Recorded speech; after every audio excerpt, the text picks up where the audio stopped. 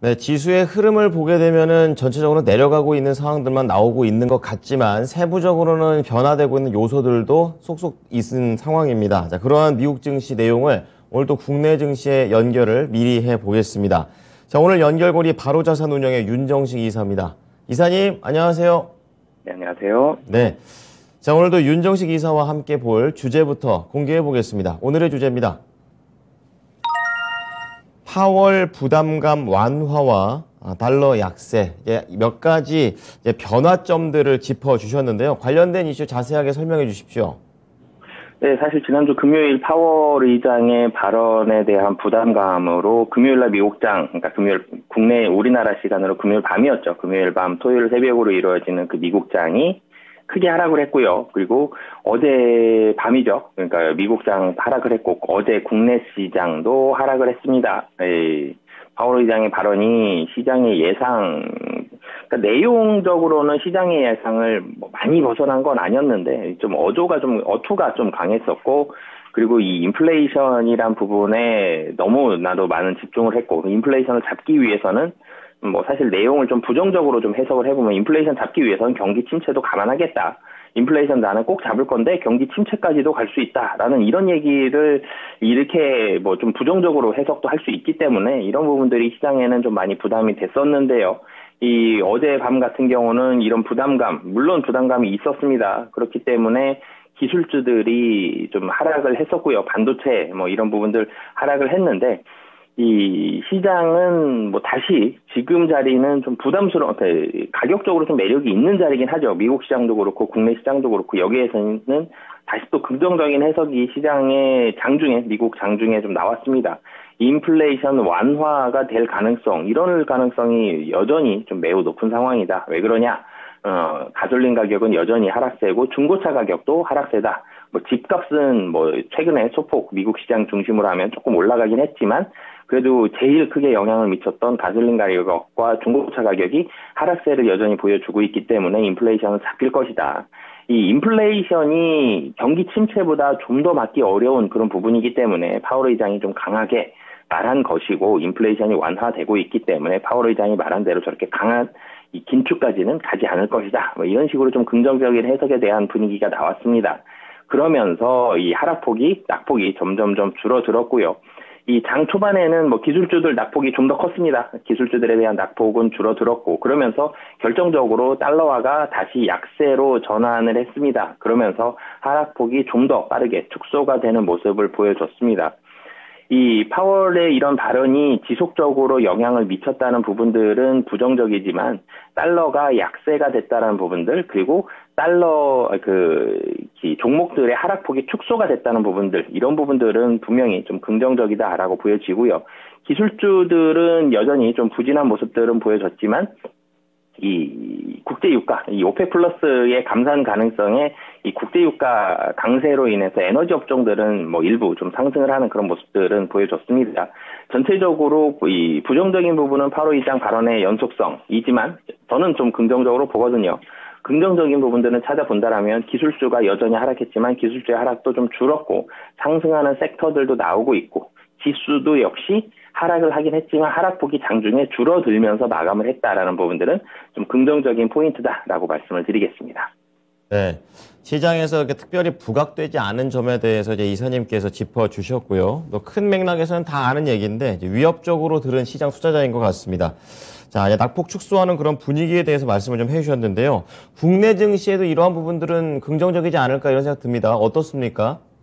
네, 국내 시장 같은 경우 전일 많이 하락을 했기 때문에 큰 폭으로 반등한다라고까지 보기는 쉽지 않아요. 여전히 이 미국 시장 하락했기 때문에 쉽지는 않지만 그래도 긍정적인 부분들을 다시 좀 찾아본다라면 전일 환율이 너무 부담스러웠죠. 지금 종가 환율이 1350원 40전입니다. 1350원까지 올라가는 모습을 보여줬는데요. 1350원도 부담스러운데 어제 19원 10전 올라갔습니다. 굉장히 큰 폭으로, 환율이 이렇게 큰 폭으로 상승하는 건 정말 몇 년에 한 번 보기 힘든 사실은 19원 이상 올라간다는 부분들은 사실은 보기 힘든 그런 시장인데 굉장히 큰 폭으로 올라갔었는데 환율 뭐 한 5원 이상은 좀 하락하면서 출발할 것으로 보여지고요. 그래도 여전히 높은 수준이긴 합니다. 이 달러원 환율이 소폭 하락할 것으로 보여지고 그러면 어제 코스피 시장에서 외국인 좀 수급이 좀 왔다 갔다 하긴 했는데 외국인 480억 전일 이 매도로 끝났는데 이 수급에 있어서는 부담감을 좀 덜 할 수 있고 외국인은 이 국내 증시 같은 경우는 좀 사려는 성향이 아직까지는 강합니다. 왜 그러냐면 가격적으로 싸기 때문에 이 사려는 이 의지가 좀 강한데 어제 같은 경우는 환율이 너무 많이 올라가 버리니까 외국인이 장 후반으로 갈수록 다시 매도로 전환하는 이런 모습을 보여줬거든요. 그렇기 때문에 외국인 수급은 긍정적으로 될 것으로 보여지고요. 그리고 이 정유화학 같은 경우, 에너지 업종 같은 경우는 미국 시장도 긍정적이었고 국내 시장도 사실은 분위기가 괜찮을 가능성이 높습니다. 뭐 물론 어제 SK 이노베이션과 S-오일 모두 좀 하락을 하긴 했지만 이 하락폭은 좀 제한이 될 것으로 오늘 같은 경우 뭐 상승이 충분히 좀 가능할 것으로 보여지고요. 에너지와 화학 업종들은 최근에 분위기가 시장은 좀 크게 떨어졌는데 분위기가 그렇게 많이 나쁘진 않았습니다. 뭐 어제 같은 경우 좀 하락을 했지만 그렇기 때문에 좋은 모습을 오늘 같은 경우 좀 나타날 것으로 보여지고 문제가 이제 기술주죠. 반도체도 그렇고 다른 기술주 코스닥에 있는 기술주들도 그렇고 미국 뭐 나스닥 하락하긴 했지만 국내 시장 같은 경우 기술주들 본다라면은 전일 하락이 사실 대부분 좀 반영이 됐다라고 보여지거든요. 오늘 하락을 하더라도 상당히 좀 제한적인 하락이 나올 가능성이 있고 뭐 장 초반에 일부 좀 매도가 나오면서 하락을 할 수도 있지만 이 하락폭은 장 후반으로 갈수록 기술주 같은 경우 낙폭은 좀 줄어들 가능성이 높다라고 보여집니다. 네. 자, 큰 반등보다는 좀 제한적으로 움직일 것이고 환율보다는 떨어졌고 그리고 또 세부적으로는 정유화학 쪽에서 미국의 그런 흐름을 좀 이어받을 것으로 보셨습니다. 거기에다가 또 국내 증시에 또 큰 게 또 기술주인데 여기에서 좀 제한적인 하락 정도를 예상을 해주셨습니다. 자, 그렇다면은 오늘 국내에서는 어떤 종목을 봐야 될지 오늘 윤정식 이사께서 갖고 오신 종목 공개하겠습니다.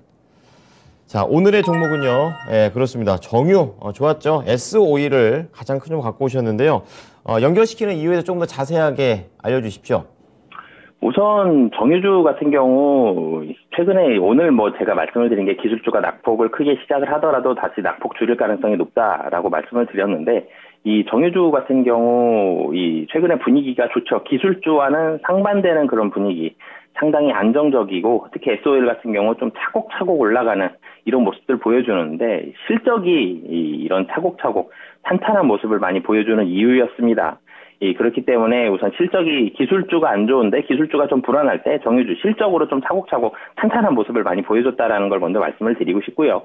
국제유가도 안정세를 보여진 이후에 90불 정도에서 안정세를 보여준 이후에 하락보다는 조금씩 다시 한번 상승하는 그런 모습을 보여주고 있고 최근에 뭐 오펙 플러스 얘기도 나오는데 국제 유가에 있어서는 정유주들 뭐 분명히 이 수혜를 볼 가능성이 좀 높습니다. 이런 부분들이 있고 그리고 정제 마진도 7월 한 셋째 주 정도 되면 이 셋째 주 정도의 정제 마진 사실 상당히 좀 낮았습니다. 4불 아래로 떨어졌었는데 지난주를 따져보면 11불 다시 넘어갔거든요.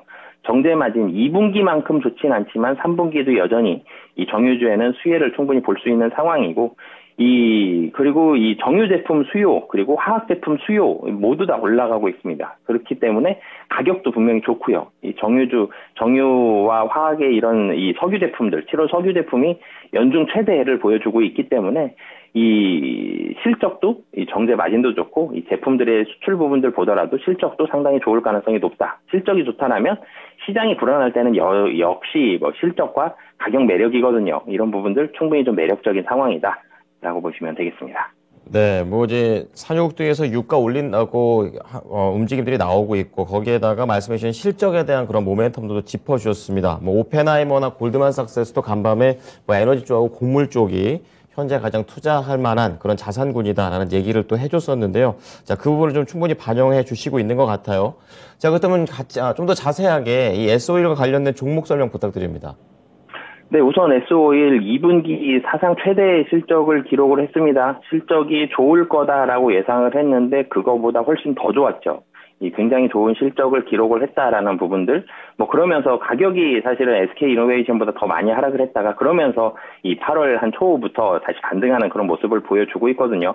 얼마나 실적이 좋냐라는 부분들을 봤을 때 S-오일의 2분기까지 영업이익이 작년 영업이익 전체보다 훨씬 좋습니다. 예, 그리고 2분기까지의 매출액이 작년 매출액의 한 70% 이상을 달성을 하고 있거든요. 그만큼 작년 대비해서 굉장히 큰 폭으로 좀 좋아지고 있고, 영업이익만 보더라도 작년에 2배 이상 금년에 좀 달성할 것으로 보여집니다. 실적은 여전히 좋은 상황이고 3분기 실적도 좀 좋을 것으로 보여집니다. 그리고 좀 전에도 말씀드렸죠. 정유주에 가장 크게 작용하는 게 정제 마진인데, 정제 마진도 7월 셋째 주 이후에 반등세를 보여주면서 다시 한번 좋은 수준까지 좀 올라왔고요. 계속 실적을 많이 말씀을 드리지만 실적 좋고, 그러면서 이 실적을 기대하면서 최근에는 외국인 수급이 좀 들어왔고요. 기관이 굉장히 이 매수를 많이 하고 있습니다. 기관 수급을 본다라면 8월 8일부터 전일까지 8월 10일 하루를 제외하고는 전거래일 매수를 했습니다. 기관 수급이 국내 증시에 코스피 대형주에 좋지 않았던 이런 시기임에도 불구하고 기관 굉장히 많이 샀고, 수급 주체가 금융투자도 있긴 있지만 투신과 연기금입니다. 조금 더 들고 가려는 성향의 이런 기관들도 많은데, 그만큼 회사의 밸류에이션, 실적 대비해서 주가가 싸다라는 부분들에 기관들은 좀 많이 집중을 했다라는 부분들을 보신다라면은 SO일 충분히 좀 투자 매력도도 지금도 여전히 좀 있는 상황이다라고 보여집니다. 가격 전략 같이 말씀을 드리면요. 지금 주가가 바닥 대비해서는 사실은 좀 많이 올라왔죠. 바닥이 한 85,000원 정도 바닥을 형성하고요. 그리고 나서 주가가 105,000원까지 올라왔는데, 실질적으로 SO일의 바닥은 85,000원이다라기보다는 9만원 좀 넘었다라고 보시면 될 것 같고, 그러면 10% 좀 넘게 상승을 했죠. 여기서 추가적으로 우선은 한 10% 정도까지는 상승 가능하다라고 보여지기 때문에 한 115,000원 정도 단기적으로 좀 목표 주가 잡으셔도 좋을 것 같습니다. 네. 자, 오늘 SO일과 관련해서 단기 목표가 잡아주셨는데요. 잘 시장에서 참고해 보겠습니다. 오늘 말씀 감사합니다. 네, 감사합니다. 네. 자, 정유주, 부진한 시장에서 다른 움직임을 보이고 있는 그런 메리트도 있고요. 거기에다가 오늘 계속 얘기해 주셨지만 돈 잘 번답니다. 이런 부분들까지 좀 챙겨가면서 목표가, 단기 목표가입니다. 11만 5천 원을 제시해 드렸으니까요. 참고해 보시기 바랍니다. 네, 지금까지 투자 판단에 도움이 될 수 있는 정보를 제공해 드렸습니다. 하지만 특정 종목의 상승과 하락을 보장하지는 않으니까요. 이 부분 참고해 주시기 바랍니다. 오늘도 힘내시기 바랍니다. 고맙습니다.